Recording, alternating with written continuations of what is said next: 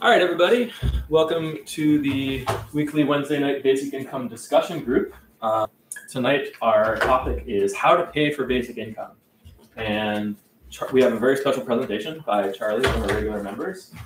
He has a tax plan that he's been thinking about for a number of years, and he's going to tell us all about it.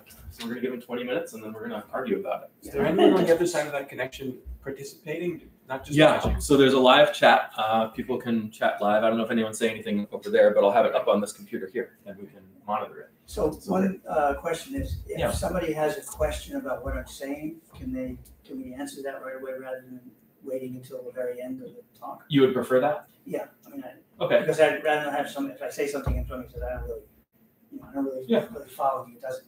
All right. So feel free to interrupt Charlie, and we might also have questions afterwards as well. You can have a discussion after, but if there's something that you like, interrupt.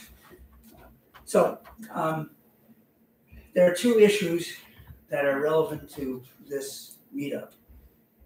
One is the basic income, and the other is how to pay for it. In the Intelligence Squared debate that we have a link to, the guys who were against basic income kind of muddled those two together. They argued that you couldn't do a basic income because how would you get the tax for it? We don't have any room to tax. That's really not a good way to argue about it. You really should separate the two. One is the question of should you have a basic income, which is what we've been discussing. Is it good for the economy? Is it morally good? Etc. All the arguments. The other is assuming that you're going to have the program, how should you pay for it? And that's what I want to talk about tonight, which is how do you pay for not only the basic income, but any program, the healthcare program, defense, whatever, you name it. And I have to say right from the start, I hope you will allow this, and you can allow this. I want to start from the point of view that I'm not making any assumptions about whether something is good or bad or shouldn't do. I want to go with the assumption of how things really are to start with, as opposed to how we would like them to be. Sometimes people get very caught up in that and don't like what I'm saying because they think I'm advocating it. Not advocating it, I'm just trying to make it clear by going with what is. Okay? So I want to talk about how we're going to pay for it. And that brings up the subject of taxes. It's just a word. What does the word mean? Definition of taxes is that portion of what you have that the government is going to take to pay for its programs. One of the programs could be universal basic income. Another one could be healthcare. Another one could be defense. Whatever the program is. The government says, we have to collect part of what you have. You have to give us part of what you have. Okay? So I'm going to go ahead and say that I disagree with your definition of taxes.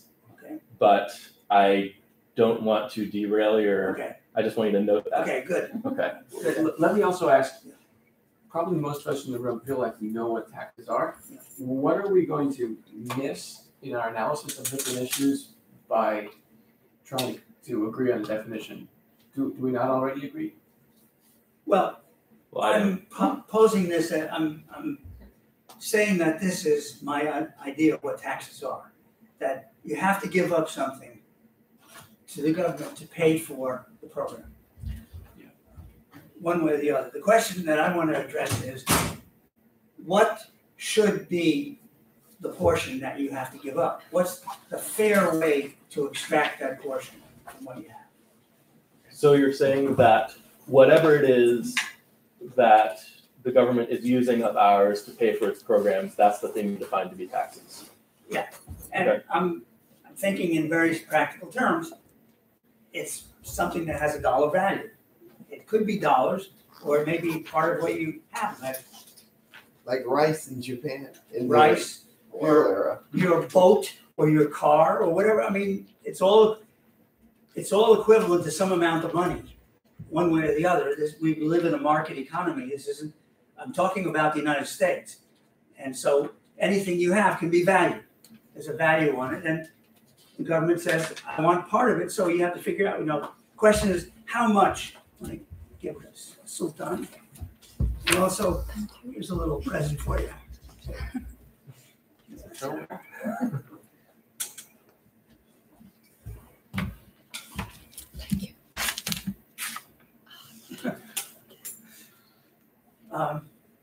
I just found it in my pocket because I was obviously in a plane coming back from Thank Turkey. you. So the question is, what's the fair way to do that? And that's what I thought of a little over 40 years ago. As I was saying earlier to some people, I was teaching at Northeastern in the math department, and I was leaving that to go into the world of finance. And through a lot of work and some very good luck, I had done fairly well, and now my taxes got very complicated. I would fill out my tax form myself, just had a salary. Now you had real estate, you had short-term gains and long-term gains and depreciation. It was very, very complicated. I had to have an accountant. And as I was saying, one day I was watching my accountant do my taxes. And being a mathematician, I went home and I said, I wonder what a truly fair tax system would look like. Just like a math problem, solve that problem. And I came up with two solutions, one of which I'm going to present tonight, because it's the right one. At the time, I didn't know which one of the two was really right. Hey guys, I'm Alex, the organizer, and this is Charlie, who's presenting his tax plan. I'm Allison. This is Barbara. Great. We have name tags if you're interested. And the discussion is live streaming, so if you want to be on camera, sit over here. If you don't want to be on camera, sit with everyone else.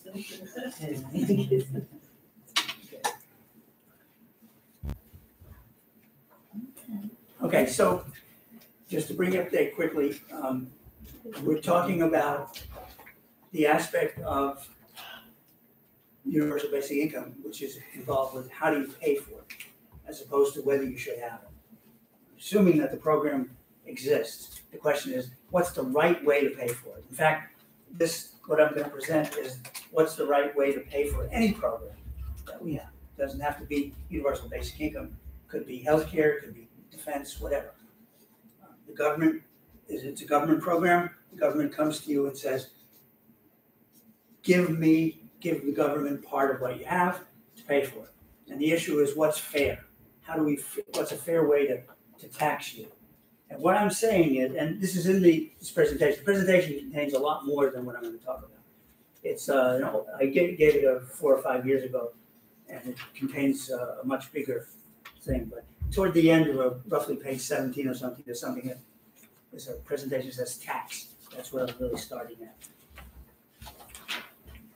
Okay, so in a free market economy, which is our economy, how do you figure this thing out? Well, the key thing in a free market economy, at least for people who have some wealth, is your wealth. I call it W. In fact, to be precise, it changes from time to time. So it really is W of T. It's a function of time. Hello, I'm Alex. This is Charlie, who's presenting a tax plan. Okay, is that clear what I mean by that? So to be clear, your definition of wealth is the one that Thomas Piketty uses in his book, which is basically any assets that can be traded in the market. Right. It's your net wealth I'm talking about. That is how much, as they say, how much are you worth? How much are you worth, meaning your net wealth. So if you own a house and you bought the house for $200,000 and you got a $150,000 mortgage on it, you only have $50,000 of value in that house. It's the net value. It's not the gross value, but the net value of what you have. Because if you went to sell that house, you'd have to pay off that $150,000 loan. You only get $50,000. You don't get $200,000. All right, that's your wealth. And in a free market economy such as we have, even though I know it isn't exactly a free market, but it basically is, what everyone tries to do is increase that. Everyone, at least if you're not a monk sworn to poverty, you generally want to get wealthier. In fact, you want to get wealthier as fast as you can. So at any given time, you might have a certain amount of wealth, and Warren Buffett might have a lot more wealth. Well, that's the way it goes, but both of you do the same thing at this time. You look around and say, what's the best thing I can do to increase my wealth as fast as possible? He may have more wealth than you, but he wants to increase it at the fastest rate as well. If you can find investments that produce, say, 10% a year, and he can only find investments that produce 8% a year, after a sufficiently long time, you'll have more money than he will. You'll be compounding at a greater rate. So everybody's trying to sort of increase it as fast as they can. Okay? Given that fact, and I'm just going to say it in English, and I have the formula, I'll write the formula in a minute, but the fairest thing you can do, if you're not trying to bias the situation and you're not trying to play favorites, is when, after you extract the tax from each person, everybody is relatively as well off as they were before. That is, you don't let anybody get ahead of anybody else as a result of the government taxation. And the way that once you say that, you realize what the answer is. Take the same percentage from every person of the net wealth. So here's the tax system. I'm going to write the tax code that I'm proposing. I can write it in 3 lines, the entire tax code, not 10,000 pages. 1, this is each year, the government, U.S. government, says, this year, next year, we need our dollars. That's how our programs are going to cost our dollars next year. Revenue. Generally, right nowadays, it's about $4 trillion or so that the government needs. So the government says, next year we need our dollars. The next thing the government does every year is say, right now, the net value of the United States is W. That's net wealth. And actually, today, nowadays, it's approximately $120 trillion. That's the net worth of the United States today, roughly. So the government says we need our dollars. The value of the country is W. So each person has to pay R over W percent of their wealth.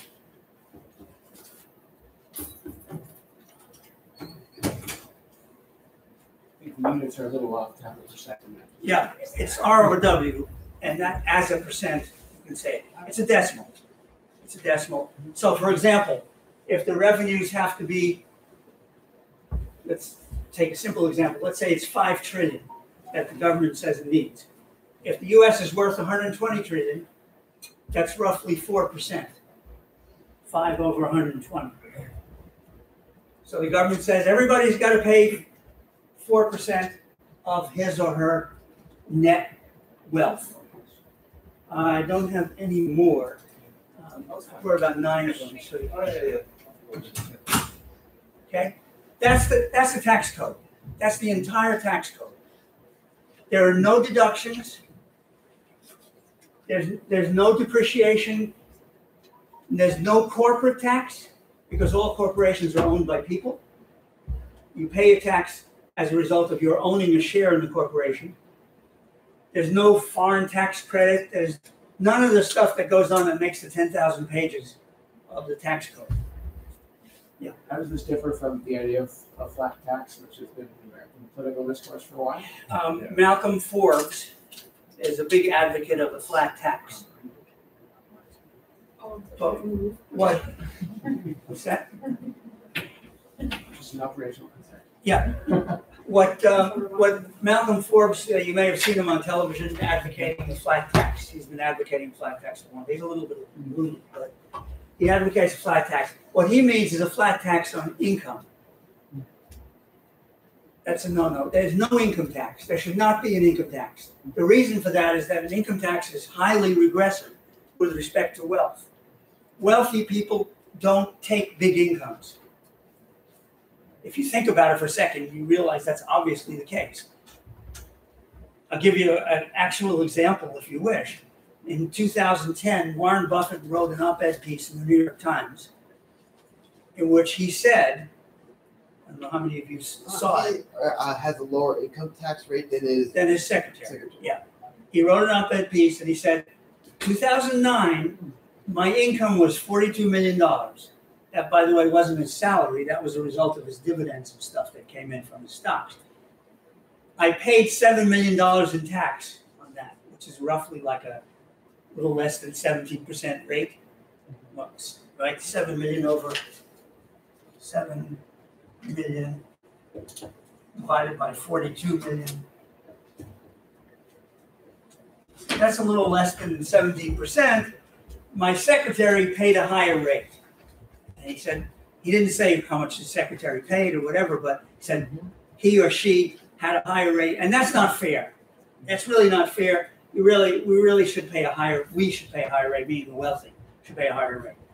What he didn't point out was that in 2009, his net worth was $30 billion. His secretary's net worth, I don't know. Let's say it's $1 million or $2 million. I mean, maybe that's being generous. If her or his net worth, let's say, was $1 million, maybe the salary was $50,000 or $60,000 or $70,000. Secretary probably paid $10,000, $15,000 in taxes, which amounts to something like 1% of the net worth of that secretary. $7 million, do the math, $7 million out of $30 billion. It's not anywhere close to 1%. It's 7 over 3,000. It's 1/4,000th of his net. His point is that's not his point. His point is, and that's what Piggy's point too, is the tax system is focusing on the wrong asset. It's focusing on income. That's right. Or it should be focusing on assets.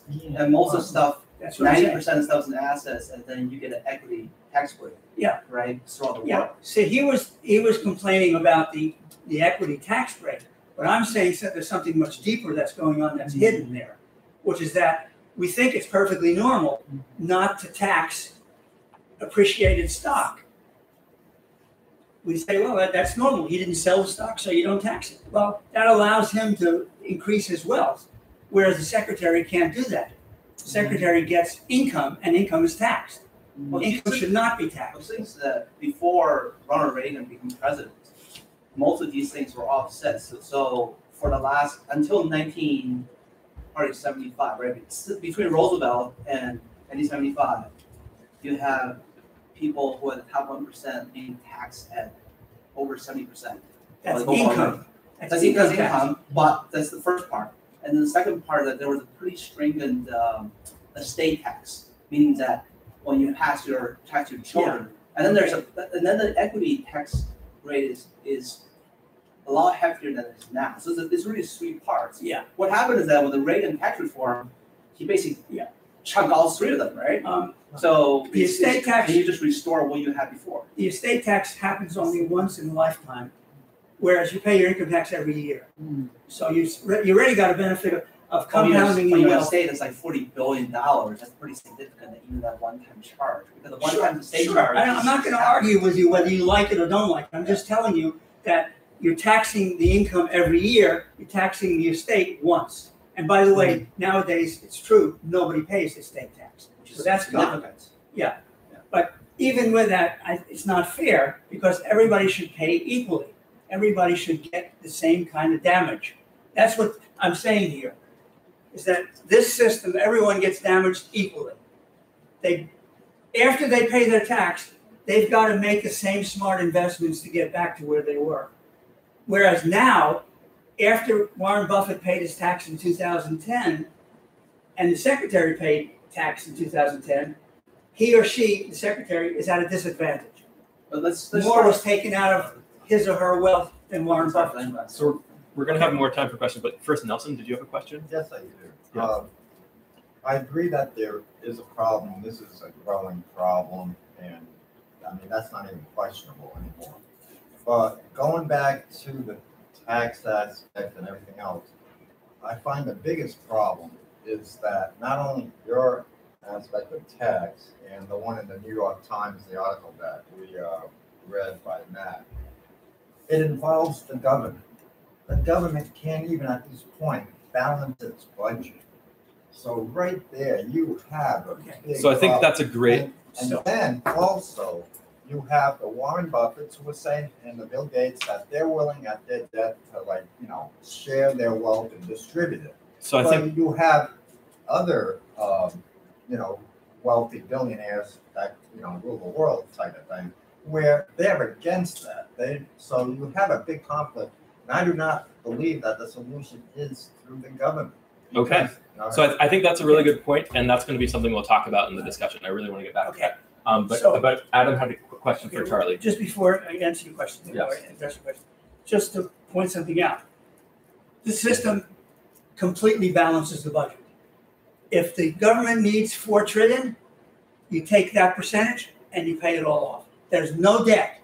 There's no debt because debt, again, is another advantage given to wealthy people. When the government can't collect enough money to cover its programs, it borrows money. Who does it borrow money from? Who has the money to lend? Wealthy people.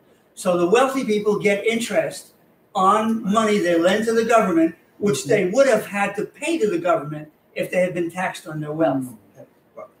Okay. So we're going to get back to this. Okay. I just want to quickly get to Adam's question. I'm trying to understand if you're presenting an argument for why this scheme is a good idea. Yeah. It sounds like you're assuming a definition of fairness that we might not all agree with, and that maybe we can't follow the Well, reasoning if we don't. The definition of, you need to understand the fairness question, of course, to understand what I'm talking about. My idea of fairness, as I said, is that we're all, at least those of us who have some wealth, of which 50% don't have any wealth, which is what the basic income is all about. I'm not talking about why we should have basic income, but that's really one of the reasons you should have basic income. It gives wealth to people who have no wealth, of which there are many. But if you have some wealth, you are always trying to increase that wealth as fast as you can. So what I'm saying, my idea of fairness is if the government, meaning the community, says, we need some money to pay for some program that's governmentally ordained. The government has decided to do this thing. The fair way to extract it from you and you and you and you is that after I take it, you're no worse off relative to this other person than you were before. I'm hurting both of you equally. In other I words, get your point. That's great. that's my definition of fairness. I know, but that's only, unfortunately, So not everyone might agree with that definition of fairness, You don't but have for to the agree sake with of understanding fair, Charlie's but plan, this is reality- the definition we're going to adopt during his You presentation. don't have to agree with it. I'm just saying it's fair with respect to the idea that you're trying to increase your wealth. Right. And it's not privileging, whereas the current system really gives an advantage to someone who has wealth. It doesn't really take the same kind of wealth. well, That- you could flip that on its head. Oh, okay, maybe this ain't the time for me to Yeah, get it yeah. on that. All right. Okay, so just to put some numbers on it, just very quickly, currently, the defense budget is roughly, it's just under $1 trillion. It's maybe like 900 billion that we pay per year. I'm not talking about hidden expenses, but just sort of stuff you see on paper. I'm not at all expert on all the details of the economics. The healthcare costs total of 3.5 trillion. That's the current healthcare system. Nobody's saying it's the right system, but the way it is right now, it's 3.5 trillion. And universal basic income, depending again on exactly how you form it, might cost $1 trillion or $1 trillion and something. For example, if you decided to give income to everyone who had no wealth. So you're not going to give a basic income to Warren Buffett, but you're going to give a basic income to somebody whose wealth is very, very small, either zero or very, very tiny, where it would mean really meaningful to that person.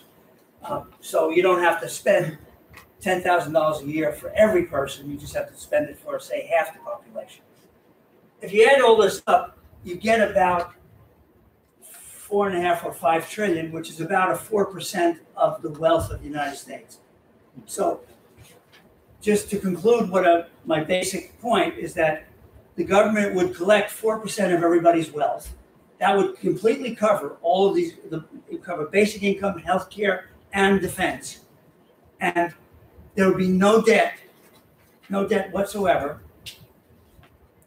And there's a consequence to this, I think a good consequence to this, which is that if you're something that is happening today, which is what Piketty is always concerned about, is if you're very, very wealthy today, you have less, the wealthier you get, the less incentive you have to invest. I mean, why bother? If you're really, really wealthy, just live off the interest. The interest, by the way, which you are getting by lending money to the government, partially, which you shouldn't be doing, you should be paying your taxes. That's not what actually happens. In real Wait a second, in real life, that's not. Let me finish. If the government collects 4% of your wealth every year, and you're very wealthy, if you don't start investing that money to make at least 4%, your wealth is going to start declining. So it's going to spur investment. It's going to make it harder for what's happening today, which is that very wealthy people say, why should I bother? I got my money. I don't care about the rest. And I certainly have enough money to live. I mean, live very well. I don't have to do anything with it. So that's sort of a byproduct. I'm not saying that that's the reason to do the tax system. I'm just saying that's a consequence of it. Unlike some of the other schemes that are proposed, like a consumption tax, which is very, very regressive. You know, Warren Buffett doesn't eat 30,000 times as many hamburgers as I do. He may be 30,000 times wealthier, but he doesn't. Wealthy people just don't eat. They don't consume in proportion to their wealth. So the consumption tax is very regressive. Again, it gives advantages to the wealthy. So, as I said, if you really want to get a move out of wealthy people, mention this wealth tax. You'll find them pull the blood drains out of their face. Yeah. How are you going to find out how wealthy a person actually is? Because there's like the Panama Papers. Right. Yeah, there's a certain amount of, this is the hard part of this thing, is determining how much wealth people have. Sorry. There's good news and bad news about that. One aspect that's known, Piketty, a lot of this is based on Piketty's book. They've done research. About 11% of the wealth of the world is hidden, probably illegally, hidden from view. It's just taken off and put in secret accounts that nobody can get access to. So that's the problem. How do you know how wealthy it is? The good news about it is, unlike 100 and 200 years ago, it's a lot easier to determine wealth these days. Everything is electronic. I know what the value of Apple stock is by pushing a button. In 2 seconds, I know exactly what its value is. Wealthy people have tons of Apple stock. Warren Buffett's got tons of Apple stock. Yeah, he may have some stuff hidden that it'd be hard to evaluate, like his grandmother's necklace. You can forget about that compared to all the other stuff he has that's trivial to evaluate. All the stocks and bonds that are all traded on exchanges. Immediate access to what its value is. Now, of course, you could try to hide it. That's a problem. But of course, today people hide it too. I mean, it's not that it's worse. It's just it's going to happen. People are going to try to hide their wealth. But it's not that easy, especially if you're Warren Buffett, where you've got so much and you have so many companies that you're dealing with. But I gotta say, but you made an argument. Your primary argument is based on its central thesis that people at the top 1%, 10% living off their interest and don't invest. I would say actually it's the opposite, because they have so much capital.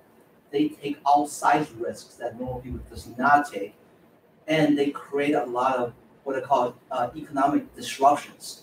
So a lot of times that's good, like they simulate growth. But a lot of times it's bad, like you can go over anywhere between from the Michael Melvin time to 2008, right?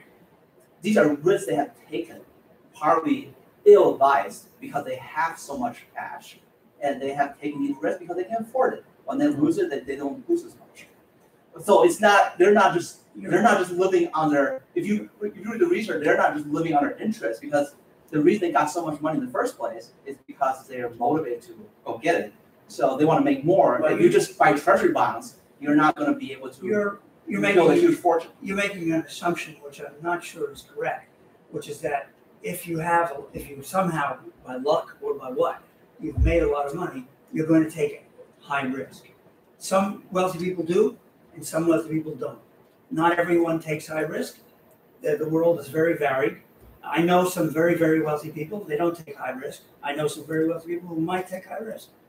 I mean, you can't just generalize, say that all. I'm not generalizing. These are like they're research on this. This is not like a data Okay, well, on my head. Bring in the research. That's fine. So at his point, I would like that you have to take into consideration where the real income gap started.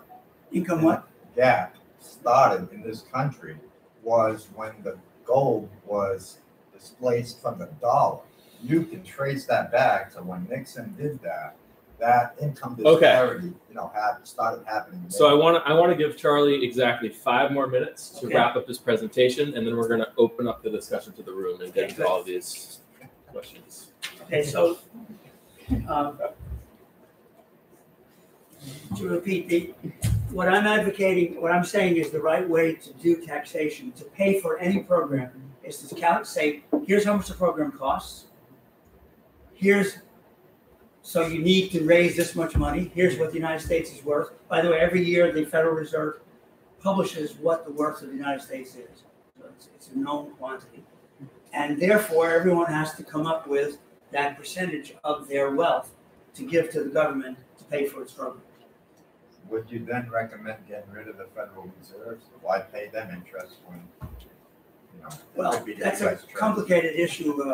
The mechanism, the economy is very complicated. One of the issues that, as I said at the beginning, you weren't here, but often when people argue about this stuff, everything gets muddled together in a big pile of confusion. The economy is very complicated.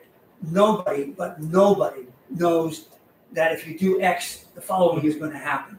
They try this, they try that. I'm trying to be neutral about it and just say, look, we all are trying to get wealthier. So don't punish one person more than you punish the other person when they have to give up the wealth. I mean, you pay your taxes because the government, you elected the government said, we need money to do this program. Why should anybody benefit more than the other person in their quest for wealth? That's basically my argument. The presentation I handed out to you contains a lot more than what I just said. It talks a lot about what Piketty said and all that sort of stuff. And obviously you're welcome to read it or ask questions about it if you wish. Okay. Thanks, Charlie. So I think there's a lot to dissect here, and I think a lot of people have a lot of things to say, which is really exciting. We had some, readings that optional readings for this week. I don't even know if we're going to get to that stuff because there's a lot here. I had some comments on Scott's paper too. Which great. All right. So yeah. I think I'm going to quickly comment on my comment from the beginning, which is just this assumption that there is a portion of what we have that the government even needs to take to pay for its programs. I disagree with that assumption. I think government, like you guys, those of you who have been here before, I've heard you say this before. But if the economy is producing everything it can produce for people, taking money away from the rich isn't going to magically cause the economy to produce more because we're already at capacity. You know what I'm saying? So in order for taxes to work in this way, I would need you to show me the resources that the rich people are using up, that they would no longer be using up, that could be freed up for poor people to use if you took that money away from the rich people. You know what I'm saying? I'm not exactly sure I think I understand what you're saying, but I'm not sure it's relevant to what I'm saying. I'm just saying that whatever the government, if for example, all these programs can be paid for without taking any money, any wealth away from anyone, then the tax rate is zero. No Sure. problem. Yeah. The government says we don't need any money. So painting a picture of a scenario in which the government would have to take money away from people in order to pay for. Well, I'm these just programs. very naively saying the government says we need $4 trillion to fund our program next year. We're going to take it from you, and where are we going to get it otherwise? For those of us who have been here before, Yeah. can you summarize the other sources of resources to the government? Yeah.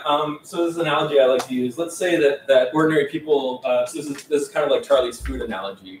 Warren Buffett isn't going to eat 10,000 times as many hamburgers as everyone else. So let's imagine that we have an economy where people are eating hamburgers, and we have the technology and the capacity, the resources to produce a certain amount of hamburgers.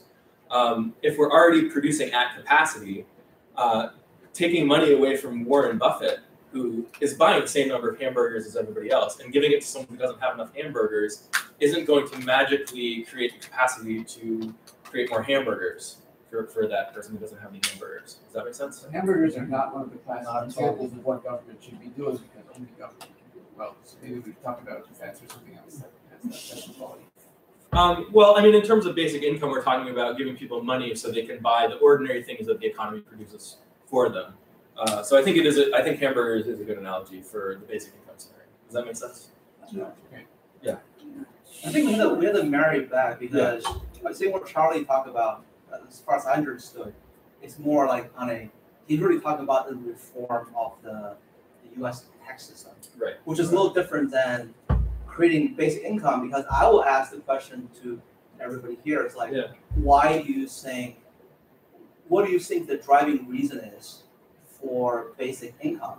And I'll tell you my personal experience and reading what European Union said and what President Clinton said. It's not because the people don't have enough money, right? It's really because the evolution of artificial intelligence, robotics, that people's job is decreasing. The job that people do is going to decline rapidly, exponentially over time, and it's really about, do you give people a basic income or do you give them a purpose? And sometimes these two can kind of bridge together. So you're really going to ask, why do you want it? So I'm a little troubled by what Charlie said because that sounds a little more like, the Bolshevik, mantra back in the 1970s. We want to be fair, so we are just going to take everything from the plutocrats and give them to the people that have the money. That's a little dangerous because number one, I'm not sure that graft and human greed always play into this kind of wealth transfers. Yeah. And And number two is that you're assuming the rich is going to just let you take the money, which is they have all the power. So you're giving what I call a static. You're giving a static solution to a interactive and dynamic problem. So they're not going to just sit there and let you take them. Yeah. So You see how you're muddling the two issues now? Well, he I'm not. doesn't. You're talking about the problem in implementing the program because the wealthy don't Well, want to there's give a up their purpose. There's a wealth. purpose. There's I'm not a talking- motivation. I'm not talking about the problem in it. I'm talking about what the program ought to be. So what's your name? You are mixing the two Chris. together. Okay, so Chris, I think you were saying a few different things there, but the big one you said at first was the idea that technology is improving so rapidly that kind of all these jobs are going to disappear, and how do you kind of accommodate for that? As a reason for basic income. As a reason for basic income. And I would say that is part of the reason for basic income, but I would say the more general, for me, from my perspective, the more general reason for basic income is that the economy has more capacity to produce stuff for people than people have the money to buy. So this is something that would kind of exacerbate that And this- problem. This actually is the formula which underlies what Alex is talking about. This is the way your wealth works in the economy. The change of your wealth at a given time as a percentage of your wealth, because remember you're always investing as percentage, is given by two terms. The average rate at which you're making money, that's M of T, that is your return, the return you're getting, plus this other term, which is the term that's due to randomness. Mathematically, it's the standard deviation, but it's irrelevant what it is mathematically. It's a term that means that you don't always smoothly make money at the rate you think. This stuff happens. Random stuff happens. This number, which is the rate of growth of your wealth, basically, over the long run, for most people is equal to the rate of growth of the economy. As more people get born and as productivity goes up, this number kind of increases. For most people, that's basically how their wealth increases over time. Some people, known as capitalists, have a different rate. Their rate, and this is in Piketty's book, their rate is R of T. It's the rate of return on capital, and it's always greater than G of T, which for most people is M of T. So, out of curiosity, how many people have read Thomas Piketty's Capital in the 21st Century? Okay, so 4 of us. How many people think it's kind of total crap? Well, it's Okay. half a crap. He thinks it's half crap, but you haven't read it, so. I know. All right. No, the capital. So when you say total crime, meaning that his data are not now correct. His data are correct. So I would Data say his data is very relevant. The conclusion and the solution that he proposes, I can go with you. But we're not talking about Piketty's solution. We're talking about Right. this solution, and I'm telling you that Piketty That's correct. says, and it's obvious, that's obviously correct, that the rate of return on capital is greater than the rate of growth of the economy. Basically, almost by default. If you don't get a higher return than the growth of the economy, you won't invest your capital. So, Yeah, and I mean, that part of it certainly makes sense. so this is the reason you have growing inequality, which is what Piketty is worried about. You have growing inequality because the people who have the capital grow at the rate R of T. The people who don't have the capital, if they have anything, grow at the rate of the economy, which is not necessarily growing at a fantastic rate. That's what we talked about before: tax on capital versus tax on income, right? But the other thing, That's what I'm talking about. the other reason that Piketty wrote the book, and you have to take into context that he's French, right? And he wrote it mainly to reflect the inefficient European Union structure, which doesn't allow them to change their currency distributions. They can only have EU, which means that if you are a country that doesn't have a strong economic structure, like Italy and Spain and Greece, you're subject to tremendous, influx, at the mercy of Germany and France. And a lot of his book is really not just on individuals, but country to country. So I'm not really sure. Anyway. So I think what's relevant is the capital versus income, like we said. The rest, I would not draw from it. If you have zero wealth, which over 50% of the people have in this country have zero wealth, this formula really doesn't apply, because you can't make any money on zero. You can't compounding zero gives you zero. That's what's so good about a basic income. And you just said the same thing. When you get the basic income, people who have zero wealth suddenly start to have an ability to possibly have wealth for which they can do something with. Right. And start to get into this formula, which is the key to wealth growth. Right, but just back to the analogy of hamburgers, if we're already producing as many hamburgers as we can, giving people money to buy hamburgers isn't going to allow them to buy more hamburgers. But they may buy something else. I disagree with that. If only thing in the economy is hamburgers and all the hamburgers are being produced, you're right. Yeah, that's what I'm saying. But there are other things in the economy.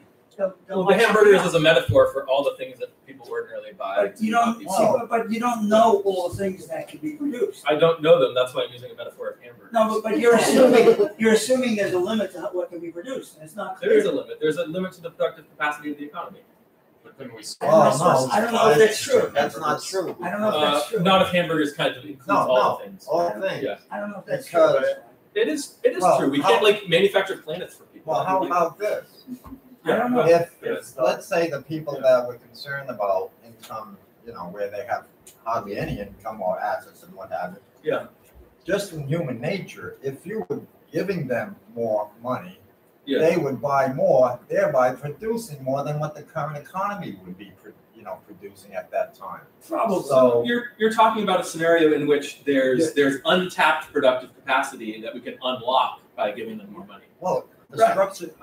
We don't know if that exists. We don't know if it doesn't exist. The economy is very complicated, and it's very difficult to say for sure. There is no excess capacity. There is excess capacity. I think it's I'll easy. give you a it's simple example. Yeah, go ahead. 2007. Yeah. There were lots of people who decided that it was a very good idea to buy real estate Right. because you could make a lot of money on it. They had no idea that they had any use for that real estate. This So is the before that happened in 2001, Yeah. you have said, well, you're not gonna buy real estate if you don't have any use for it. Why would you do that? There's no capacity to buy real estate. All of a sudden, everybody's buying real estate, borrowing money like crazy to buy real estate. Right. You're talking about a speculative market for assets. Well, that's the whole market. Everything's speculative. That's the point. We Just don't know makes what's gonna happen. Can we just go back to Yeah. no, so I kind of want to go to Adam. He's had his hand up for a million years. I feel like there are, we're close to the state of every person is having a separate conversation. Yeah. About keywords. Yeah. Can we try to orient toward what we're actually talking about some of this proposal? Yeah. I mean, No, Alex is responding to, he's saying that, that taxes don't have to be collected necessarily. I guess I'll wrap up this point that I was making, or this objection that I was making, and then we'll Okay. open it up to the floor. So I would say that we actually can tell that there is excess capacity in the economy because we know that people aren't working who could be working, and we know that there are resources that aren't being put to use that could be put to use. So the scenario in which we're already making, all the hamburgers we can make for everyone, that's not the real world. The real world is that we could be making a lot more hamburgers for people, but they just don't have the money to buy it. And that's the problem that I would say basic income solves. But yeah. That's exactly, but Yeah. it's, in that formula, it produces some wealth for these people who have no wealth. Sure. Allows them to be productive. But I would say that taxes, not necessary.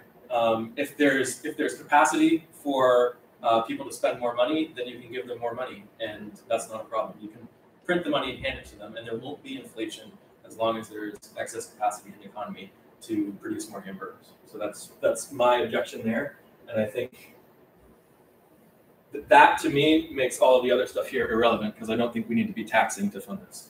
So that's all I was going to say. How do you print money without causing inflation? So inflation will only occur when inflation only occurs when the actual spending outstrips the production in the economy. Does that make sense? You have to have more dollars chasing each. when you print the money, is it going to be denominated in U.S. dollars, or are you going to have a special money like a welfare voucher or something? Is it going to be? We're going to say dollars? U.S. dollars. Yeah. So it's actually going to be U.S. dollars. So it's going to go into so this is the Adam logic. So the inflation basically means that I have this much money in the pool. Yeah. And then that match up the other pool. So there's a dollar pool, here's a euro pool, here's a yen pool, right? Yeah. And they have certain relations with each other. Sure. All of a sudden, if I make this dollar pool twice as big, each dollar is going to worth half. It really doesn't have to do with anything with capacity. Capacity might be latent. So you could be right. Like it will take them quite a while to catch up to that capacity. But in the meantime, you're going to be like 1930 Germany, where everybody be carrying a basket of dollars trying to buy like a hamburger. You don't want a sudden shock to the economy. That's going to be a problem. If you do anything big, then bad things will happen. If you do anything big all at once. But it will definitely not be the same time. So once you do this, if you don't tax and then you just create artificial influx of currency into the same currency pool, inflation is inevitable. That's the definition. I strongly disagree. I say, go ahead, Nelson. Okay. Why you can strongly disagree? Yeah. Pardon my I didn't need to say a moment. Is because we all forget that the U.S. dollar is the world currency reserve, which there is a big battle going on for that. They're trying to overthrow it to some degree. But we have the upper hand now. For a little while, that's been going on since 2010. Who's they? Yeah, who's that? Who's fighting? Well, the U.S. dollar is the world currency reserve. Okay, Iran, China, Russia, some of the Middle Eastern countries. Yeah, I mean, it's possible that the United States dollar won't be the world reserve currency at some point again in the future. Why would China want to overthrow the U.S. dollar? Then this idea of printing more money. That's China we have the privilege to. Well, wait a minute. We have the privilege. We're the only nation that really has the privilege of printing more money out of thin air. I disagree. Not pay for our debts. I think there are about 10 countries that have allowed to print their own money, more or less, without the controls. And if we didn't have that status of the dollar being the U.S. currency, the world's currency reserve, our standard of living.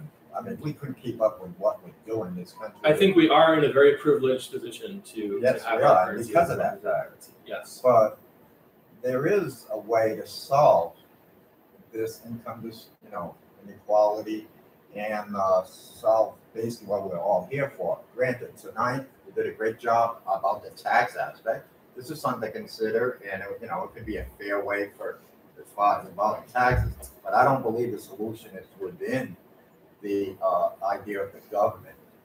So I do have what I believe I'd like to present some kind of solution, which I call the giving cycle, and it'll be rolling out probably within a month or two.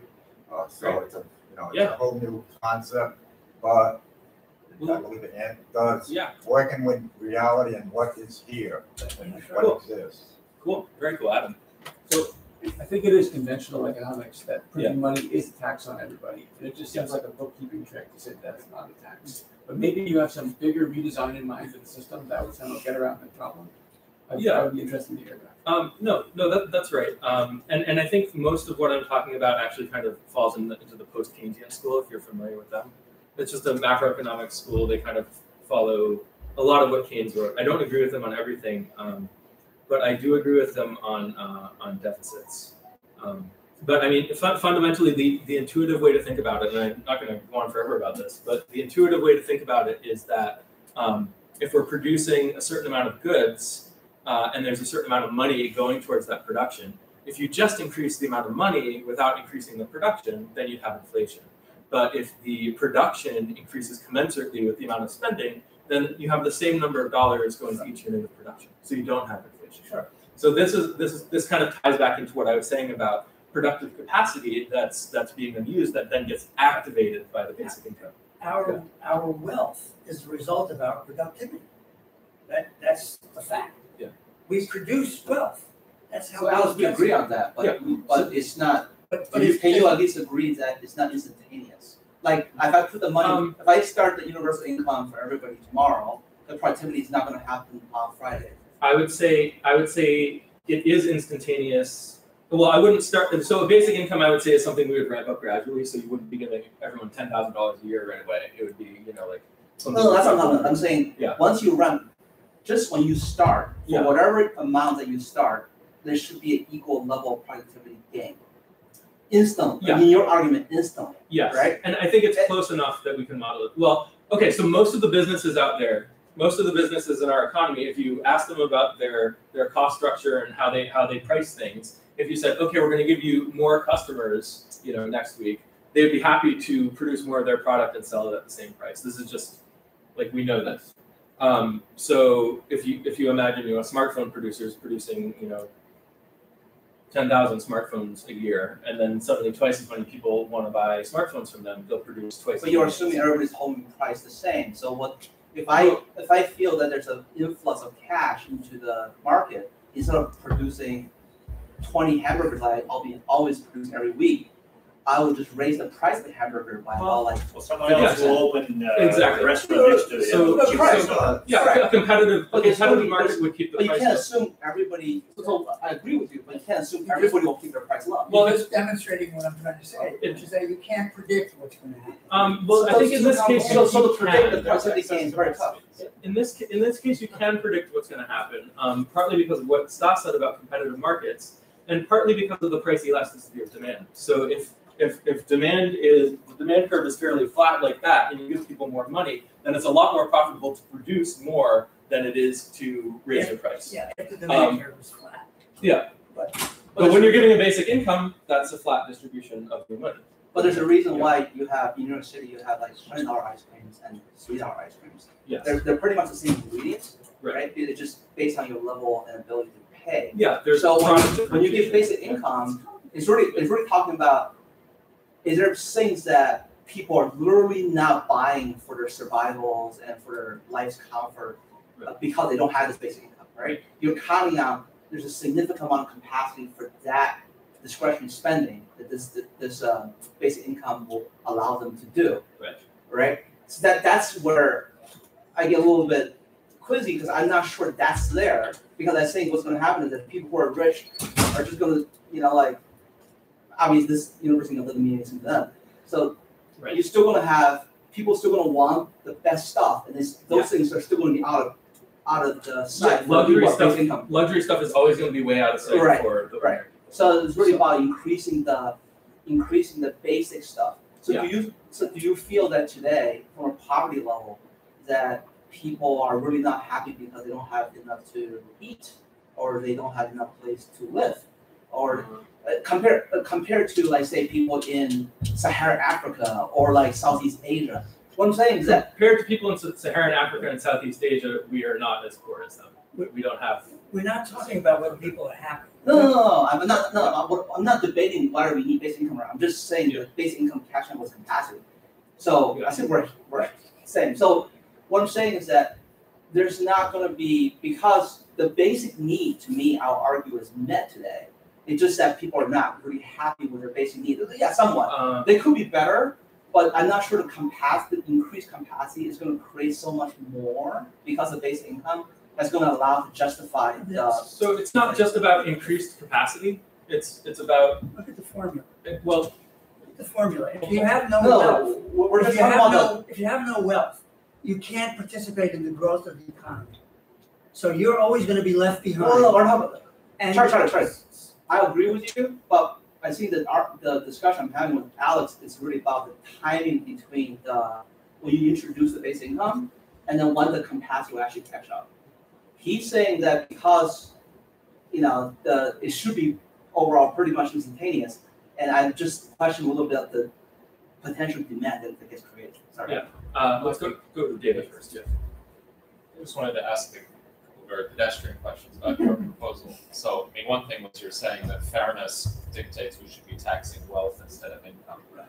And I think I'm inclined to agree with that. I just want to sort of draw you out a little bit more on that. So, if I understand correctly, I could have zero net wealth, let's say a very high income, so $100,000 every year, maybe I just spend it every year. Right. And it seems like I'm still gaining some of the benefits of government over my lifetime, right?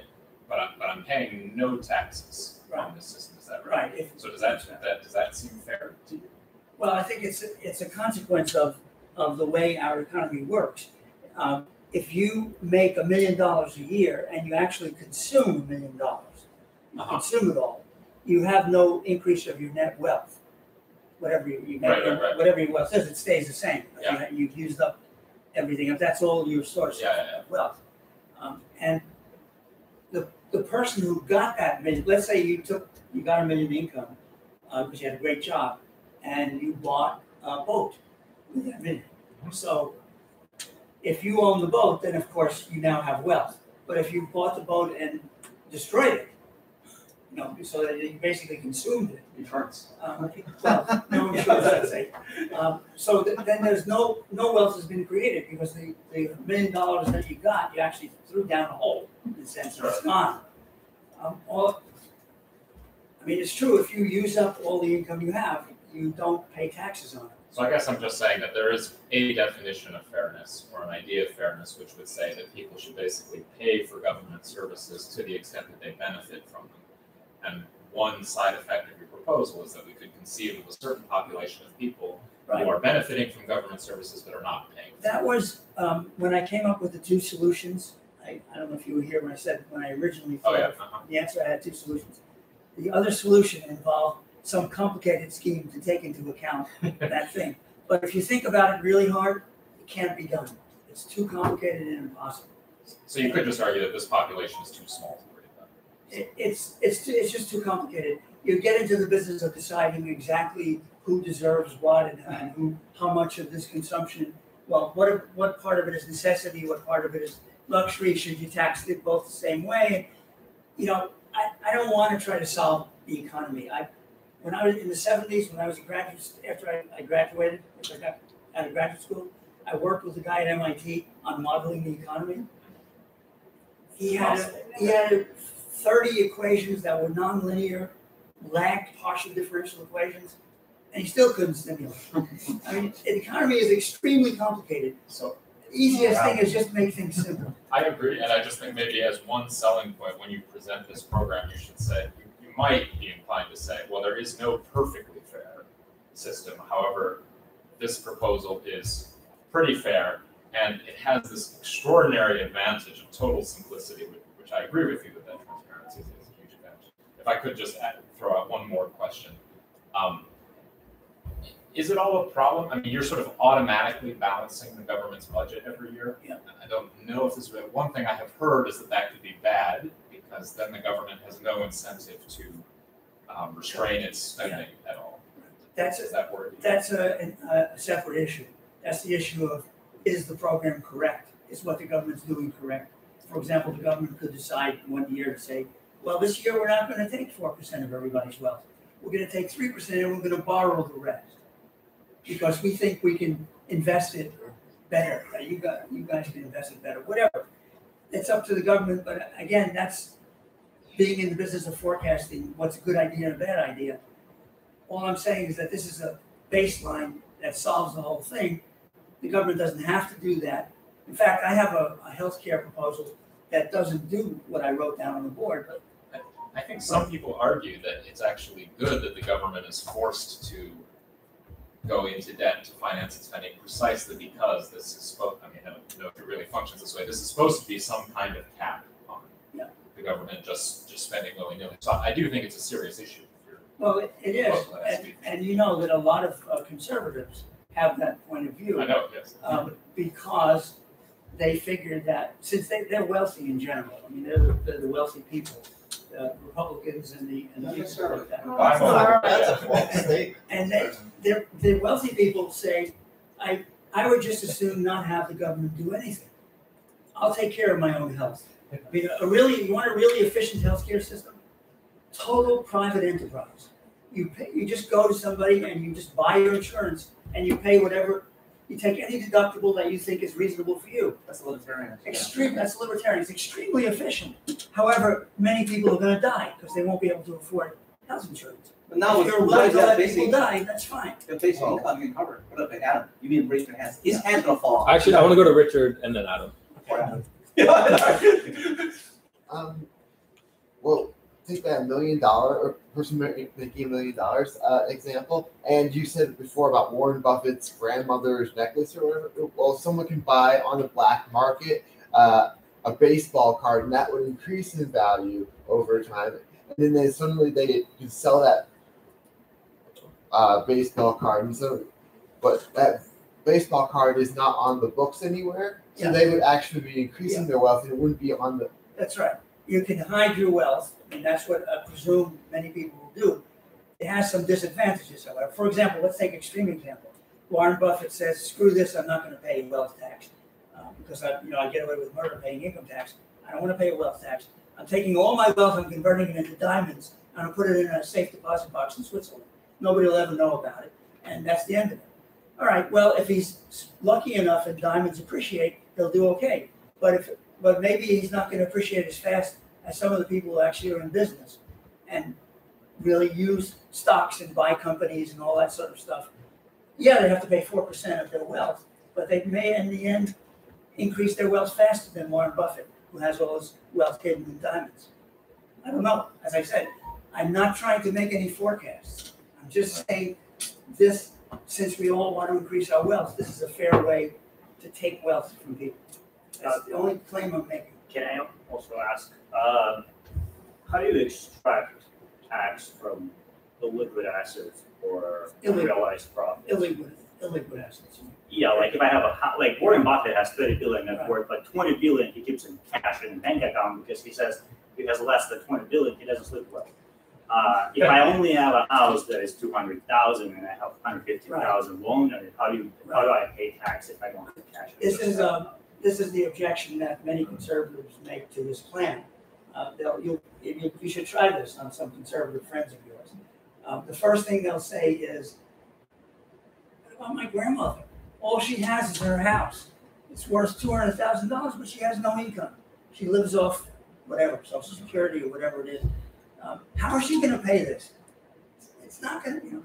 There are many, many ways in our economy. There are many, many ways to borrow against houses, etc. In fact, the government could even just put a lien on the house and take the 4% a year. Fairness is going to get seriously challenged with that Well, particular I scenario. didn't go to the progressive form of this tax. This is the neutral form of the tax. The reason I present the tax system in this manner is that I like to be able to argue with conservatives. It's easy to argue with liberals because we all are on the same side. We agree that we should have a basic income, blah, blah, I blah. don't know if that's universally accepted. Well, wealthy people should pay more and all that sort of stuff. But when you talk to a conservative, they have a legitimate argument. They say, why are you telling me that it's unfair? I'm paying tax at a higher rate than poorer people. You're penalizing me for being successful. When I have more income, I pay at a higher rate. That's a fair argument. Also, no, I mean, like, economic, sorry. Let's go to Yeah, so I wanted to go back to Alex's explanation of the system as he saw it. Yeah. So there was some mechanism that activates when enough money is distributed that new production jumps into action, creates more hamburgers, which are very stand-in for more general concepts here. Right. So whatever is being produced at a higher rate has to be something that is affordable to the lower end of the wealth distribution, right? Right. The economy is not going to produce what people don't have the money to buy. Okay, so all this production is happening in our system by individuals deciding how to invest their resources, their time, their money, and everything else. So will hamburgers be the right investment choice to a significant enough extent that we'll get this increase in capacity? Well, so the capacity is already there in terms of, there are people out there, firms out there that are producing hamburgers for people, and they would be happy to sell more hamburgers. Because they accidentally built too big of a factory that they don't use yet. No, but it's usually pretty easy to scale up. You have like economies of scale, and most businesses would be happy to have more customers. And it's maybe not instantaneous, but most businesses out there would love to have more customers and scale up their production. But if you're comparing that against tech startup companies that would tend to have much higher rates of return than hamburger factories, why would people choose to invest in hamburger factories? I'm not talking about whether people would choose to invest in the hamburger factories per se. I'm just assuming that we already have hamburger factories that are operational that would like to have more profit. It sounds crazy to think that we have all these resources out there that are ready to be run at a higher capacity. It means people screwed up investing in the infrastructure that they're using to produce them. I don't know about that. Actually, empirically, I think that's just true. I've also read these other studies, like a lot of basic manufacturing companies, they actually always build with a fair amount of excess capacity ready to go at any given time, just because it's actually not that much more expensive to make a slightly bigger thing, and it's very profitable to be able to to turn out the excess capacity very quickly. So, as an empirical fact, I have read that actually. And that's what the universal basic income would help. Well, that's a different issue which he was talking about. You're talking about, Adam, when you talk about rate of return, are you talking about the balance sheet or you're talking about on the stock price? Because on the stock price, I'm not at that level. the tech firm and the farmer will always have a higher rate of return because speculation-wise, they have a much higher earning going forward. If you manufacture, even if you have a bigger customer base, it's a one-time hit, and then they just get built into the price and you're done. So you're never going to have a higher return with a basic good production. Yeah. So just to follow up on what we were saying here, I mean, one scenario in which I think that argument would not play out that way is, and I think you were alluding to this possibly earlier, suppose that actually the people that we're giving the basic income to actually already have smartphones, food, that kind of thing. So those aren't the kind of goods they're trying to get, but rather maybe they're just living in really bad neighborhoods, and what they would really like to do is live in a better neighborhood. Then I think the economics is very different, right? Yeah. We end up with a situation where they might just be bidding up the value of the real estate, but ultimately they're not actually going to be able to live in a better neighborhood because there just aren't that many better neighborhoods. Sure. It But then depends what they're going to spend the income on. So I think the way to think about that in terms of, so I think this is a really good point, and the way to think about that in terms of basic income is that you're starting with a situation where some areas, if you live there, you have a lower quality of life than other areas. And something that's important to remember is that when you get the basic income, it improves quality of life everywhere, but percentage-wise, it improves quality of life more in the lower quality areas. So we're actually going to see is a net migration from the more expensive areas to the cheaper areas. So you're actually, instead of people bidding up the prices in the more expensive real estate areas, you're going to see prices kind of come down there and prices increase in areas that previously would have been less desirable. At least that's kind of my take. If I can mathematize that, again, it's a consequence of that. I don't think we need to, I think we get it. That's Yeah, I think we get it. Guys, quickly, I want to play this video for you. Basic income produces a higher rate of return return for the lower wealthy people. That's what you're saying. Yeah, essentially. Yeah. That's from the corner. Assuming they save some of it. Well, in any case, it's redistributing wealth. That's the point. You redistribute wealth. But wealth is not income, right? So you have to save some of it. So guys, I'm going to quickly play this video. It's 8 minutes and 36 seconds long, and it kind of speaks to this point. And when we're done, we can talk about it more or move on to something else. But here's the video. No, that's muted.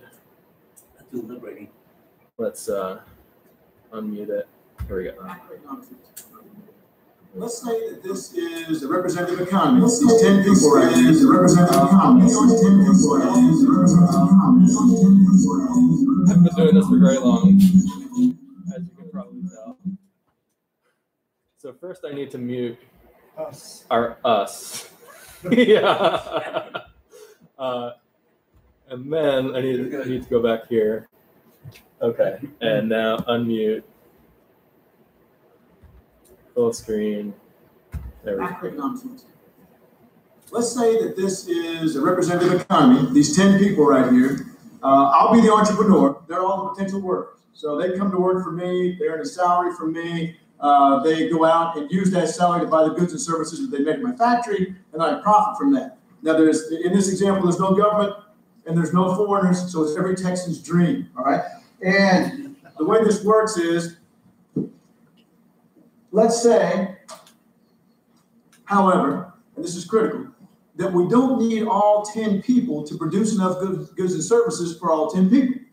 Let's say that 7 people can make enough for 10, and that 3 of those people are redundant. All right, 3 of those people, we can make enough goods and services for them, but we don't need them to participate in the process of making goods and services in order to make enough for them as well. And also, now if I'm the entrepreneur here, I'm not going to make enough for 10 people then, am I?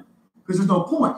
Only 7 people can buy enough, have the income to buy goods and services. So I'm not even going to hire those 7 people. I'm going to lay some people off who would otherwise have been producing the goods and services for the 3 redundant people. And I'm going to make the math real simple here. I don't know why one person was making enough for the 3 other people, but let's just say they were. So I lay off one more person, all right? So now we're in a situation where we've got the 4 involuntarily unemployed people who they don't have the income to purchase the goods and services we can already afford to produce. We've got the 1 entrepreneur, which is me, who is content, but I'd be happier if sales were higher. And we've got the 6 willing workers who do have jobs, but they're paying some sort of costly unemployment. I mean, either Uncle Bob is living with us again, or Mom got stabbed at the 7-Eleven again, or something like that in terms of the cost of the unemployment. Now, let me put this in sort of a historical context. I asked my students, what was different between the 20s? I mean, look at the average rates of unemployment here during the 20s. The what 20s? Roaring 20s. We all know that, the roaring 20s. And in fact, from the first 2 years were recessionary, but after that, we got 4.24% unemployment, an average rate of GDP growth of 4.89. And then look what happens next. An average unemployment rate from 1930 to 1941 of 17.23. I don't know if you were paying attention, but that is higher than the previous slide, where it was 4.98. So, and average GDP growth the first 3 years when the recession really hit of negative 8%. Now, what was different? I mean, did we have less productive capacity in the 30s? Was there a big fire that burned down all the factories? Or did people forget how to make stuff? Was there aliens attack from outer space or something like that? No, I mean, we had the productive capacity in the 1930s to produce not only as much as we did in the 20s, but more. Because the 1930s were a long period of build-up in physical capital. We should have been, in the 1930s, the greatest economic period in U.S. history. But instead, of course, you can see what the unemployment rates did, right? So, point being, that I think that this sort of background story of we have the capacity, and I think that's what is lost on a lot of people. We have the capacity right now. There's no question that we have the capacity to have an unemployment rate, the same as we had, say, 6 years ago, around 4.4%, with 6 million fewer unemployed people. There's no reason we can't be there. There's not some fundamental constraint that is keeping us from being able to produce at that same level. Just as in a far more dramatic example, there was absolutely no reason whatsoever from a physical productivity standpoint, from a standpoint of, could we make the stuff, that we couldn't have had the same standard of living. In fact, a better, no question, a better one during the Great Depression than we did during the 20s. Those numbers are just unbelievable. Look, we unemployment as low as 1.9% in 1926, 3.2 in 29, up to 8.7, and rising as high as 24.9. And of course, as I'm sure many of you know, what did they try to do in 1937? Well, gosh, the worst of the recession's over. Let's try to balance the budget. And that worked out really well, as you can see. Hopefully history will never repeat itself. And so there's this sort of secular trend where you have the rising productivity making it harder and harder in a market economy to generate sufficient demand to hire everybody that's willing to work, because it gets easier and easier to produce output with fewer chunks of people. And so as a consequence, it is not profitable. We have the physical capacity to produce those goods and services, but it is not profitable to produce those goods and services. Because remember, let me jump back to the slide over here. Oh, I'm sorry, it's that one. I've got the capacity as the entrepreneur to produce for all those people, but it is not profitable to produce for all those people. There's no reason, and I'm not a jerk. I have a family. I run this factory here. I'm not running a charity. So I'm not going to hire those other 4 people when in fact I cannot sell the output that they would produce, right? So as a consequence, and the sort of long-term problem, and of course this is where the deficit's going to jump in here, and both the cyclical and long-term problem of keeping demand high enough to hire everybody who is willing to work. And again, you have to keep pounding this into your head. You keep remembering, we have the capacity to produce the goods and services. That's not the problem, right? We have the ability to do it, just as we did in the 30s. So what's the solution? Well, the solution is to supplement that demand. And however, in the midst of a recession, of course, businesses and households are not in a position to do that. Right? They can't do it. And I put that in parentheses there that Rohan was asking me to talk a little bit about the collective action problem, and I'm not quite sure this really fits. But it is interesting to think about. Everyone would be better off if they all spent more money. But if you did so individually, you'd be worse off. Right? If you as an entrepreneur decided, what the heck, I'll start with a couple more restaurants and take a chance, then you'll probably lose. But if everyone did it at the same time, you might generate sufficient demand. But I think it's more fundamental than that. We just didn't need any more restaurants, right? We just didn't need any more. And so what sector do we have left? Well, we could do as the Chinese do and use the foreign trade to support demand in our country, or we can use the government, right? We can use the government. And let's do that. Let's make those 10 people again, and let's make the last 3 a police officer, a Marine, and a teacher, all right? And for now, let's just print up some money. Print a pile of money and hand it to them. And obviously, it's an economic problem to decide how much money we should give them, but I think that's something that would keep economists in work, and it's manageable. So they now have the income to go to the store and make profitable the production of stuff we could already produce. Right? We could already produce it, now they make it profitable. And furthermore, of course, what's going to happen to the person that's still redundant right now? Well, now I, as the entrepreneur, have to hire him back. Like, oh, hell, I can sell more stuff. So I'm going to go and hire that last person back because now I can profitably produce output for 10 people, whereas I could not before. So the net effect is the 3 people who had been unnecessary now have the income necessary to purchase the output. We always have the ability to produce. The person that I laid off gets hired again. I got higher sales. And those who already had jobs gave up nothing. All right, they gave up nothing. There is a free lunch when we're at less than full employment. All right, we're not at less than full employment. If we're in the middle of World War II and unemployment, is 2%, and the government tries to expand spending, then yeah, we're going to have to we're going to have rationing. We're going to have the government capturing more resources for itself. We're going to have potentially inflation unless we have things like wage and price controls. But we're not in a situation like that right now. When we have unemployed resources, then yes, there is a free lunch. And they give up nothing. They no longer carry the burden of the unemployed. They're protected against domestic and foreign aggression. You can send your kids to school if you want to for public education. Of course, I teach at a private school too, so I think that's a really bad idea. Private school. All right. So that's that. I think he basically kind of summed up a lot of the stuff I was saying. The one thing that's different, I would say, is that What he's saying about employment, I would say, is true about whatever resource happens to be constraining the production in the economy. So in his case, it was labor. Like labor is the thing like that's keeping us from that's limiting our production, our productive capacity. But if something else is limiting our productive capacity, then we could be producing at full capacity and still have a lot of people not working. Right. Yeah. That is.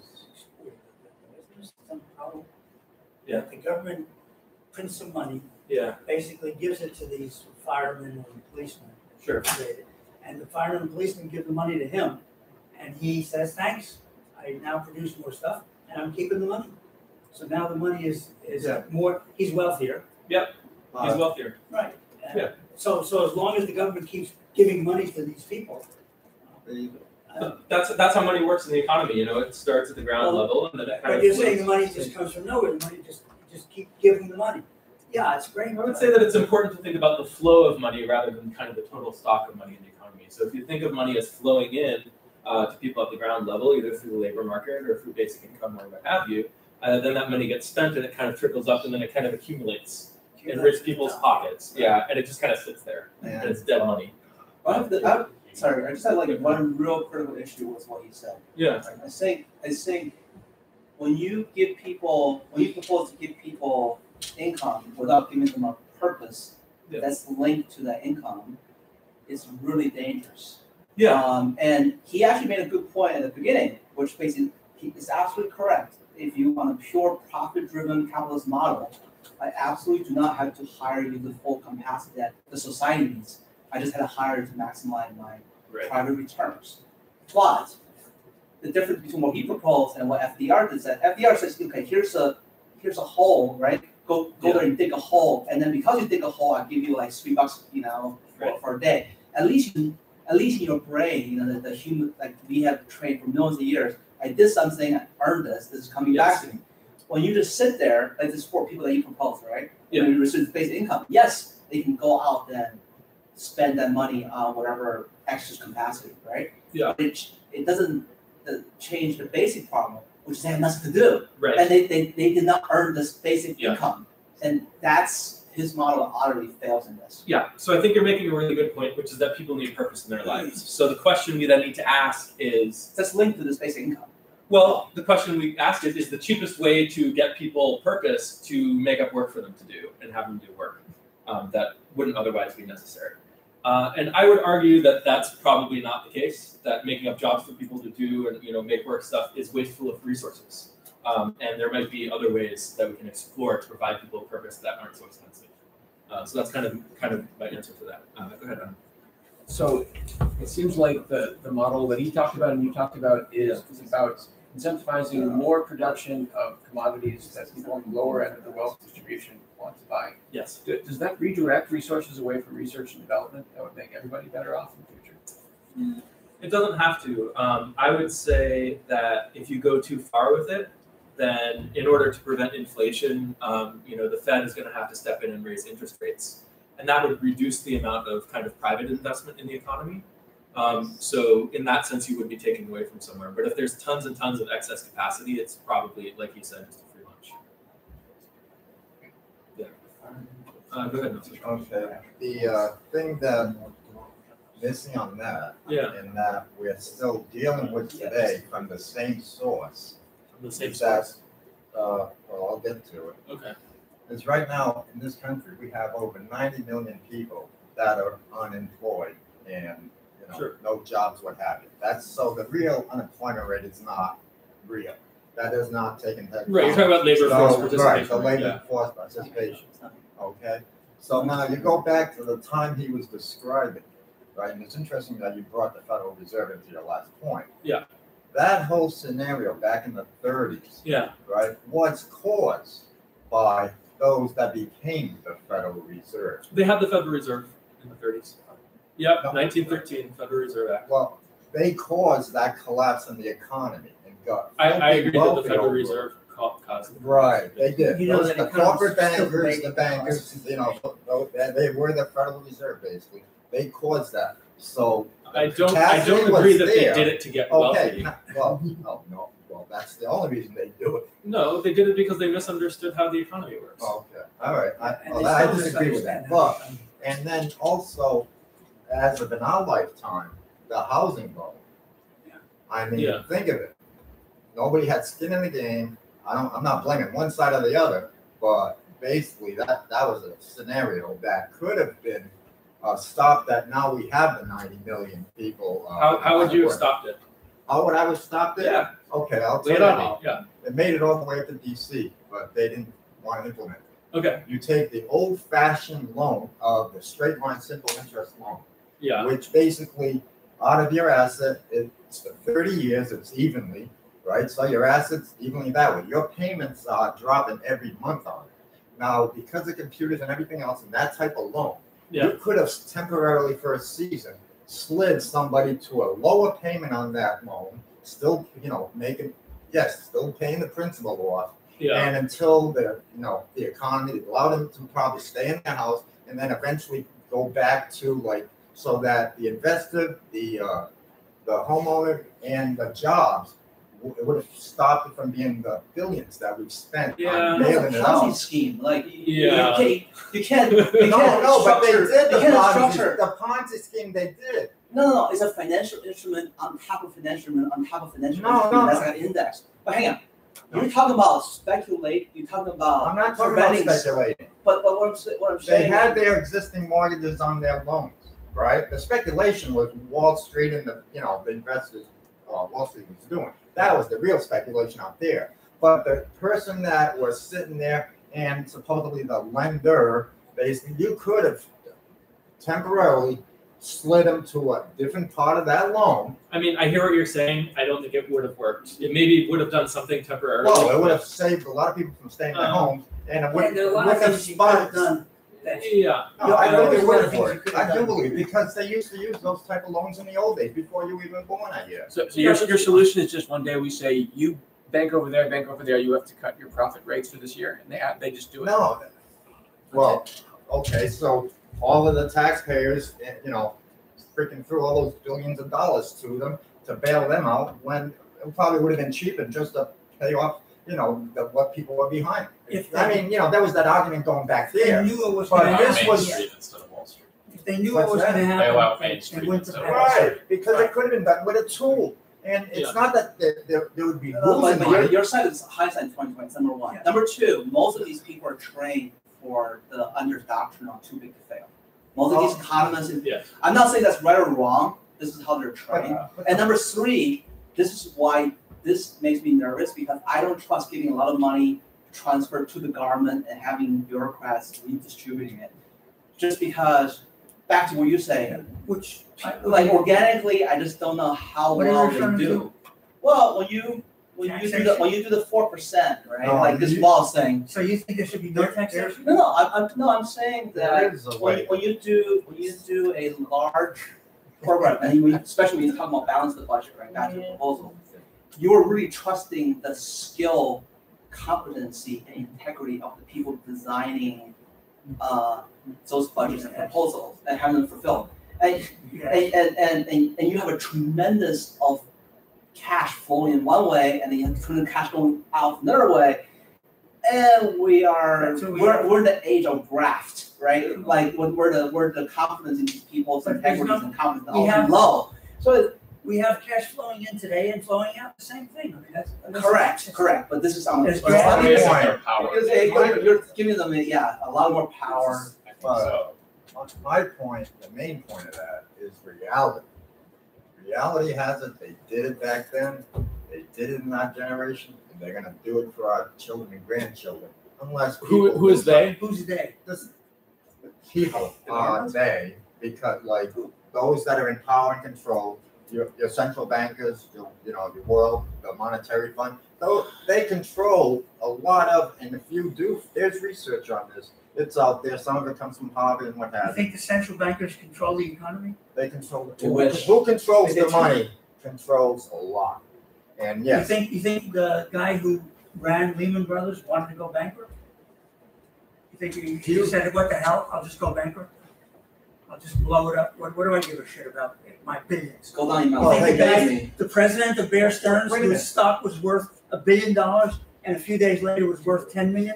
You think he just said, "Oh, who gives a shit? Well, okay. $1 billion or 10 million makes no difference to me." Yes, but he Reputation. took the I mean, the risk. reputation's No, ruined. he took the risk with other people's money to a large portion of His that. own money. So- No, it wasn't his own money. So Nelson, I think in, All right, in I'm not gonna get into that. Yeah. The solutions are, it's in reality that you have to solve these problems. So- And that's my point, is basically, and you have to use things that are universal that work. So Nelson, I think you have a lot of work to do in convincing us that these problems are indeed real. That the central banks are greedy and they're they're not working in the interest of the people and that kind of thing. And that's I'd love to have that discussion with No, you, that's fine. but I don't think There are that's, others that's that are more intelligent than I am that they do the research and they. Great. You should post a comment on the meetup. What's that? Post a comment on the meetup. No, that's not my interest. I really don't care to discuss, central bankers and what have you. That was just the point I wanted to make. Okay. Well, I disagree with you, and I know That's something- fine. You can disagree. All right. That's fine with me. What's up? Can you just explain, I think you talked a lot about unlocking unused capacity. Can you explain Yeah. how Charlie's is like the main difference between it and Charlie's? Because doesn't his also? So Charlie's talking about the taxes in particular, and he wants to fund the basic income, and basic income is basic income, and that's going to unlock the productive capacity.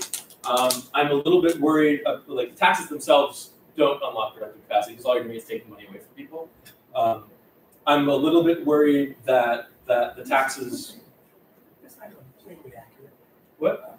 If you take money from somebody who has a lot of it and give it to somebody who has no. I'm not talking about the giving it to anyone part right now. I'm talking about just if you're just taking money away from people, that does not stimulate the economy. That does not. Well, you mean just take it and hold it? Just take it and hold it. Yeah, like throw it in the But trash. that's not what that's doing. It's not holding it. I know It's you've got using it for the program. right. I'm separating kind of the two components for the benefit of Mike's Hey, question. Alex, can I try to this? Yeah. I think Charlie's program, will be very hard to implement because you have to change a big chunk of system. Alex's system probably actually is probably easier to swallow politically and easier to implement because all he's doing is printing money, versus Charlie's saying we'll have to take money away from people, even though it is being redistributed out. So I would say that's probably the biggest difference. Is part about implementation. It's just that his stuff, what he proposed, probably, being a realist is probably a little easier to sell to people. Well, if you're being a realist, what I'm proposing sounds a lot more ridiculous too.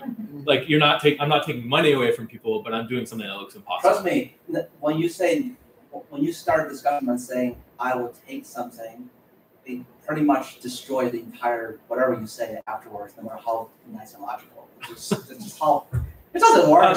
Yeah, and I think that might be the political reality. I'd like to analyze this. Definitely. Setting aside the political reality. Go ahead, Adam. So we've been talking about taxes as just something that we do so we're able to afford what we want to spend on. But there are also opportunities to use taxes to incentivize certain behaviors that we might want to do, even if we would just burn the money, like if we had a carbon tax. So if that's to me, that seems like such an obviously good idea that we should just assume we're going to have it. And we should set the levels high enough to pay for whatever we want to pay for. So I would kind of so in my mind, I kind of separate the logic of taxes with what the government's spending.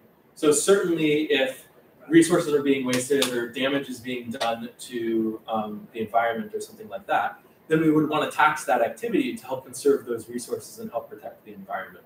I would not try to, and I would just throw that money away and have the spending arm of the government be kind of completely different, separate from the taxing arm of the government. Like they don't even need to see what's going on over here. If there's resources that need to be freed up, you tax the activities that waste those resources. And then over here on the spending side, you can say, hey, we need these resources. And then once those resources are freed up, you can give people the money to then make use of those resources. Discussion about the program. So, does your model cover healthcare and see? I was thinking we'll make this thing attractive. It just back to the libertarian thing where the that everybody gets will just cover national defense and infrastructure. Yeah. And then the basic income should cover your living needs. And then you can just get rid of all the welfares and all of these gerrymandering and stuff. So this is one thing I agree with Charlie about, is that I think even the defense and infrastructure stuff, I don't think there needs to be taxes associated with that either. I think that's a spending issue, whereas the taxes are. How do you get the money for those like billion-dollar airplanes? I mean, Well, if the economy has the capacity to produce billion-dollar airplanes, where's then we gonna- can where's just- gonna- What's that? Somebody has to pocket. are you going to Well, like the government buys them by printing money. Yeah. So by oh, I forgot. He's like printing money. right. Yeah. If the economy has the resources to produce billion-dollar planes, and the government wants those resources to go towards producing billion-dollar planes, then the government can spend the money to cause those resources to go into building billion-dollar planes. And if if that takes away resources such that there are fewer resources available to the rest of the economy, then that would cause inflation. But if we have the excess resources, then But it's still, is it not a basically implicit form of taxation that's just falling on a slightly different audience of people No. potentially? No. Not at all. not unless you're taking resources away from those people. Not unless they were going to construct something using the materials that or labor, whatever that went into that plane. Oh, I've heard that the aspect of you're hurting savers when you print money. That's on that. Yeah. I mean, I've heard that. What is it? Like you're hurting savers the more money is printed. That's if it causes inflation, but I'm saying it doesn't have to cause inflation. Yeah. So government's printing money and it's spending it on certain things. Yeah. It seems to be privileging those things and maybe lowering the amount of interest in other things, which can have bad consequences eventually for rates. Yeah, certainly for the resources that are limited, the government, by spending money, is deciding to put those resources toward a specific use. And maybe that use is not the best use for society. And how do we control the efficiency of the process that produces the expensive planes to try to lower the fundamental physical costs of making expensive planes? Are you talking about, like bureaucracy and just government work You being might really worry inefficient? if government's just, well, sort of, I'm talking about inefficiency in the private sector producing the planes. If government's just printing money and it's in the law that they have to buy these planes, then maybe that doesn't give the right incentives to optimize the plane production process. Right. So one thing to keep in mind. Yeah, I mean, I think you're right. And I think that's a tricky thing that we deal with today, right? With government spending. So ideally, you would have contractors who are bidding for the government contracts, and the ones that give the best price are the ones that win, and they can actually do the contracts. But this is an issue with contractors in general, not just government contractors. Like you always want to get the job, so you bid a little bit lower. You're like on the low end of what you expect it to cost, and then you have cost overruns. So yeah. I think before we go too far on this, your model will only work if the entire world, or at least like the first and second world countries, all go by the same model. No. Listen, hear me out. So because everybody's underneath a system where the government is like a clearinghouse for a fixed amount of money, right? Within a free market. So and then they control the flow. They control the flow and the amount of money. Yeah. If one country decide to just like ad hocly, this year I would print out like $5 trillion. Next year I'm going to do 2, just based on what I need, but not actually based on what I'm gathering. What potentially my economy can afford, because it's a pretty fluid model, right? What you're proposing, because it's based on how you become involvement. You could have a disaster, you could have plagues, right? And things can go up and down, and the rate of your spending could be very different than what you actually can afford. Yes. And then if you press that button and then actually spend the money, you are assuming that the rest of the world will go for that, and you can still be the world index currency, and then and your currency will still be respected. You see what I'm saying? And this is where I think inflation is inevitable. Yes. If the United States is the entire world, I agree with you. But since the United States is still just one country out of 200 countries, Yes. you really don't have the realistic flexibility in doing what you're saying that you're going to do. I think the government have to collect taxes, even though we part don't like it, for infrastructure and defense, because if it doesn't have a core pool of cash, it's very hard to prove its credibility to the rest of the world financially. So if an asteroid hits the United States and wipes out 70% of our productive capacity, then the government spending is going to be going towards less production and less resources. So so exactly as you said, if their spending is exceeding what our new capacity is, then you're going to have inflation.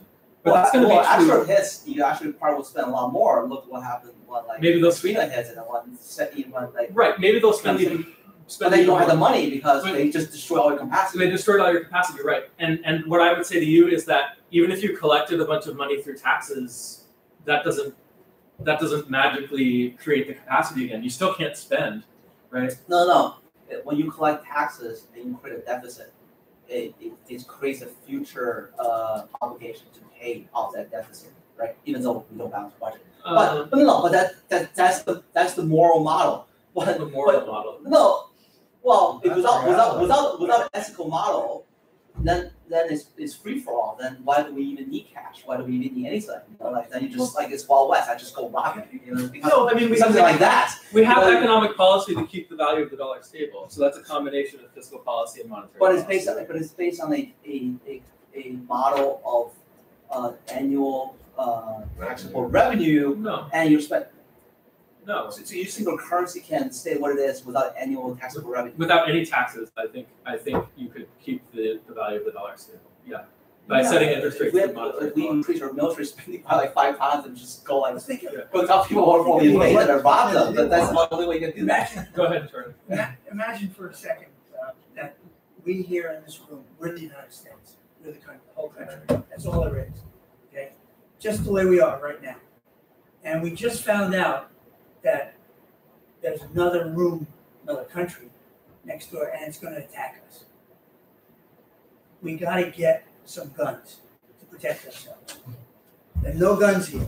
We don't have any guns. We don't have any machinery to produce guns. So we do use Alex's scheme. The government prints dollars, just prints dollars, goes to China, says, here's some dollars, give us some guns. We'll buy some guns from you. That works. It does. Because China accepts our dollars. Why would China accept your dollars?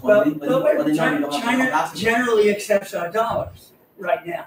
Let's just assume, I said this is the United States. China accepts our dollars up to a certain point. And if we keep doing that, at some point China says, no, there's a reason why they're absolutely accepting our dollars. We can't print enough dollars to buy all. Eventually, right now the dollar is okay, and China accumulates a lot of dollars. At some point, China says to buy oil. China says, I want to buy something. So, I mean, I would say both of you are right. You can do that. As long as China wants to accept our currency, as long as they want to run a trade surplus with the United States, that means they're accepting dollars. They're taking more dollars than they're spending back, and we're getting more stuff than. And if we never produce anything, and we just continue to give our dollars to another country in order to get all the stuff that we want, but we never actually produce anything ourselves, eventually we're basically going to be bought by that other country. That's The right. other country's going to own us. Exactly. We're going to have nothing left. That's right. Well, actually, no. I'll tell you this. Yeah. If China have predictive models, right? If they predict, see, this is my point. If they predict that your future have very low productive potential, right? I would not give you the guns because I predict it's like investing in a company, right? If I have a company that's like just like blowing up like what's that company that's started by Elizabeth Holmes. Serranos, right? Oh, right. Right. I'm not going to put any more money in the Serranos, no matter how good a price they give me on their stocks, because they're going on in flames, and I can see and predict them all. I'm just saying that's not a model. You can't print money to get yourself out of that. Right. You know, so I think you're right, and I think the way to think about this is kind of a gradual thing. If you have a sudden shock, then that's a problem, and we're going to have to adjust to that. But if you imagine that we're in a scenario, we live in a world where China wants to export a bunch of stuff to us, and they want to sell us, say, a bunch of cheap steel, for example, hypothetically. They want the dollars, and we're happy to accept cheap steel as long as they want to send it to us. We just keep buying cheap steel, and maybe eventually they'll get wise and they'll start raising the price of steel, in which case we can say, okay, maybe now it's worth it for us to start producing our own steel. If we didn't have the capacity, that would be a bad thing. So there's an argument to be made for maintaining reserve capacity, maybe spending a little bit to maintain our steel production capacity, just like we maintain an army, even if we're not fighting a war. So I think there's certainly a lot of things. Yeah. No, those are all true. Yeah. I can't get past the point where a government can exist without collecting taxes. Yeah, it's Because trippy, huh? No, it's not trippy. It's actually, I don't want to be rude here. You just no. I mean, like honestly, you can't have a intelligent discussion beyond that because it's like if you just have a village. Yeah. You have if a village was like say 50 people, right? Yeah. And like say all in the village, right?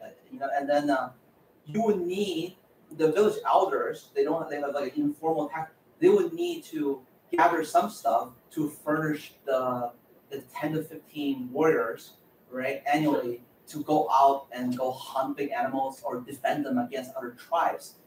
It's not called a tax, but annually they have to gather something so these people can have like a spear, so they can go out. No, I'm just it's not called a tax, but I mean it's kind of tax, right? Yeah, it's a very ancient form thing. So if you say, oh, I'm sorry, elders, like we don't have a tax system anymore. Like just whenever you need it, we'll just go find some spirit. It doesn't work. It just doesn't work. I'll be fighting with my fist, and somebody's gonna just kill me. Yeah. I mean, I'm trying to boil this down to a very basic level. I understand the intuition. I would say that the intuition is very strong, and that in a modern economy with a monetary system where the currency is maintained by robust monetary policy, it's not the same thing anymore. Adam. So it seems like most people agree these days that centrally planned economies are hard to get right. Yes, this printing money business sounds a lot like a centrally planned economy and deciding what to spend it on without a built-in limit on how much you have to spend. No, I mean, I would say that mostly you would spend it on basic income, which is basically giving the money to the free market. So it would be actually less planned than today's economy. Okay, then you're deciding to spend the money on lower end commodities instead of, for instance, research and development. That sounds like planned economy.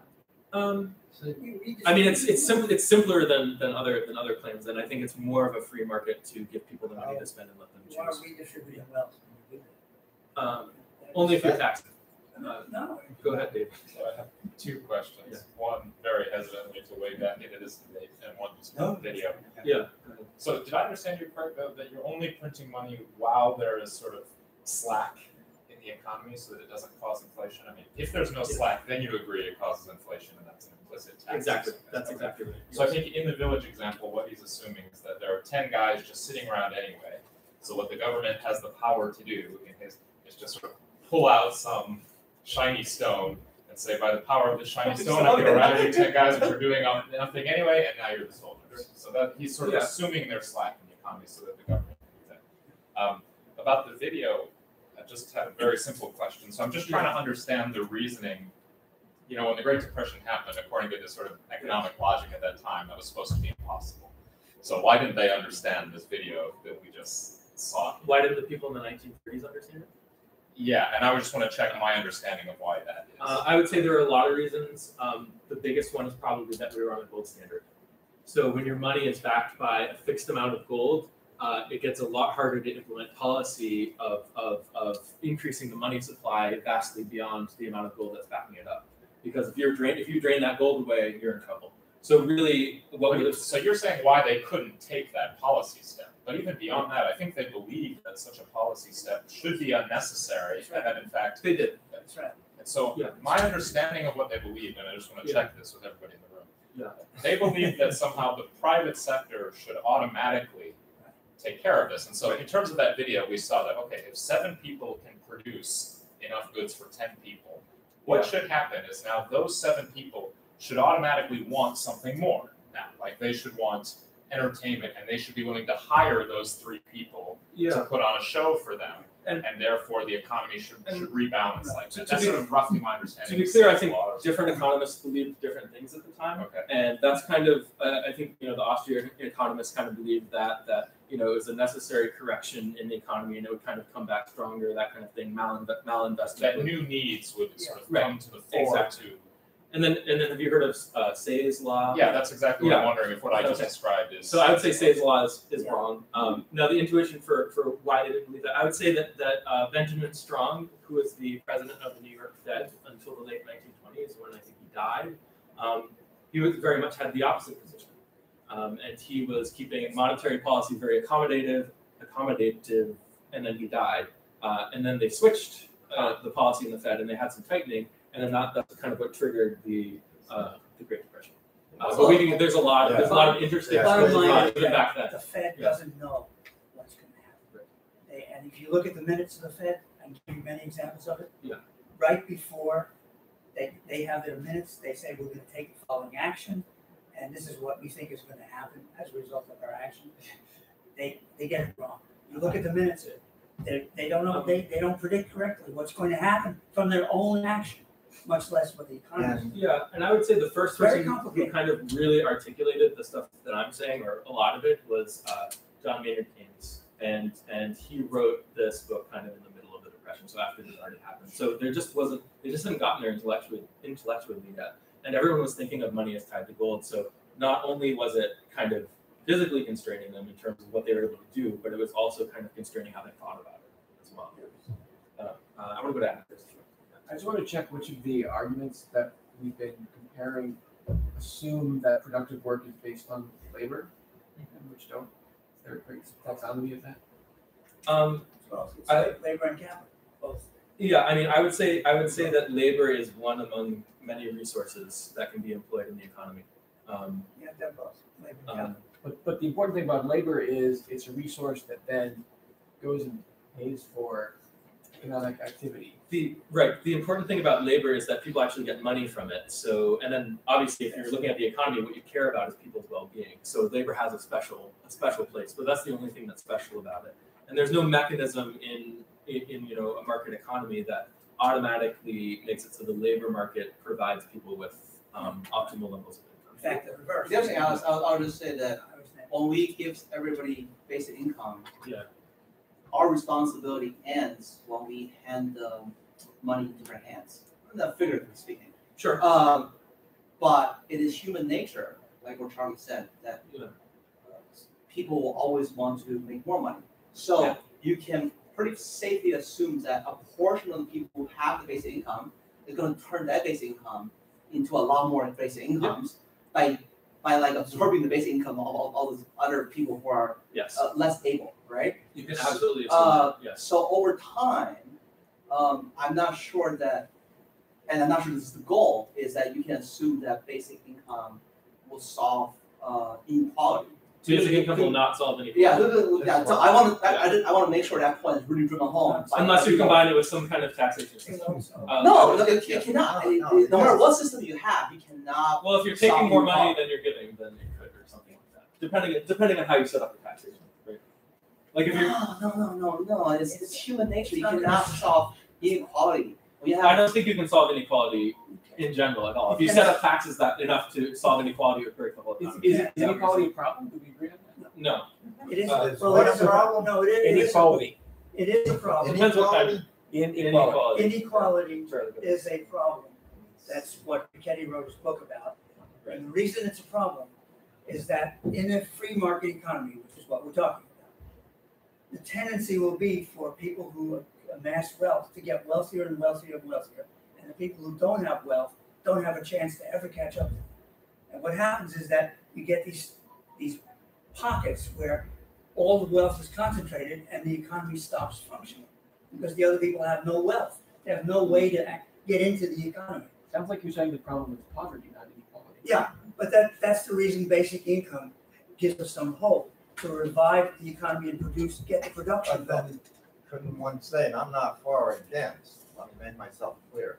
Isn't that what welfare tried to and Sure. what have you, and it failed to Sure. a large degree? Sure, And there are if many there are people schemes that rose to up do out of it. which Generally is speaking, great, in it's our- compassionate. Generally Oh. speaking, in our country and probably in all countries, the time that politicians start to do something that actually helps poor people is after a crisis. And they don't go to the root of the They problem. needed the Depression to produce Social Security. They didn't wake up one day without the Depression and say, gee, you know what we ought to do is guarantee income to people. So, well, some of them did. It was under the gun. that they were able to Right, get that well, through. So, That's where I was- Well, the natural progression when you have growing inequality is you will have a social crisis. That's how human history always adjusts. No, that's Maybe well, not, but that's. no. I mean, So, human history. There's I'm gonna- experiences where this thing adjusts back. I'm gonna, yeah. So we're getting pretty close to the end, and I'm noticing something about this discussion, which is that none of the women have said anything. Well, the women in bronze. Because they know the answers. And I wanted, so for the people for the people who haven't commented yet, does anyone have any thoughts? That includes you, Ron. More Yes. like a suggestion, so Yeah. like for the future discussions, can it be like more structured or like? More structure. Yeah, it's like. Yeah. More formulas? Yeah, no, I want to talk to you about that after, because I think that's a really good idea. This is the most people we've had at the meetup yet, so that's part of it, I think. But I think you're right that we need more structure, and I want to hear about your ideas. I'll second that. I haven't said much because the conversation's been all over the place. Yeah. So it's kind of hard to have a point to make when the conversation's already moved past what you're going to say. Yeah. But to Adam's point while I'm talking, inequality is a power problem, a democratic problem. So if you have too much inequality in terms of control of resources, you basically have a dysfunctional democracy. Right. That's the danger of inequality. Right. So if you want to know, is inequality bad? Well, is power imbalance bad? If you believe that vast differences in power are okay, then you don't think it's a problem. But if you do think it's a problem, having vast differences in power, then inequality is a problem. And what's your name? Catherine. Catherine. Okay, great. And Julia. Yeah, I guess since the first time here, it was hard figuring out what your assumptions were from previous sessions. Yeah. So it's hard to follow the reasoning behind these arguments because they're based on so many different assumptions. So Right. maybe we can clarify that. Yeah. That's really good feedback.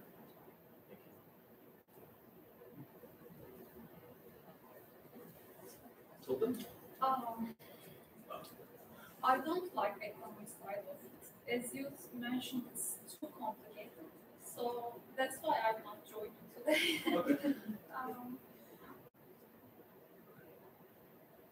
How you doing, Elizabeth?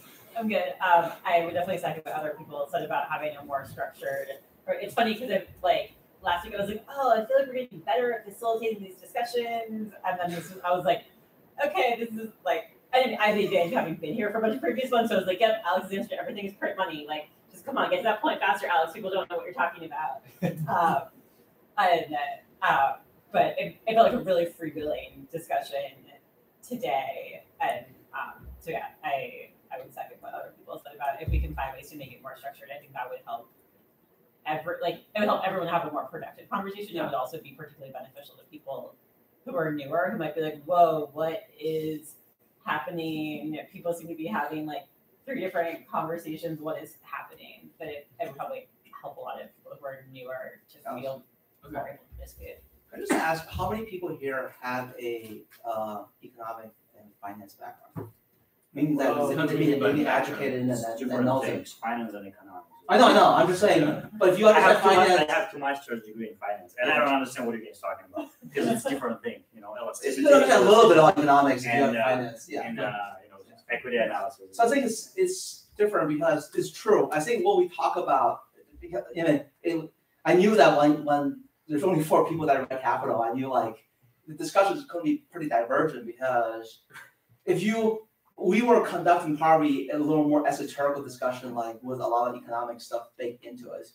So we can probably have a 2-layer of discussion. One is for the main group that I don't know, like maybe talk more with the ethical and societal concept of this, and then the other part of the it's some of the economic concept that I probably take for granted. I don't even think about it. So, like, guys, I'm going to go ahead and end the live feed. Yeah. And then for people who want to talk about the structure. So thanks everyone for watching.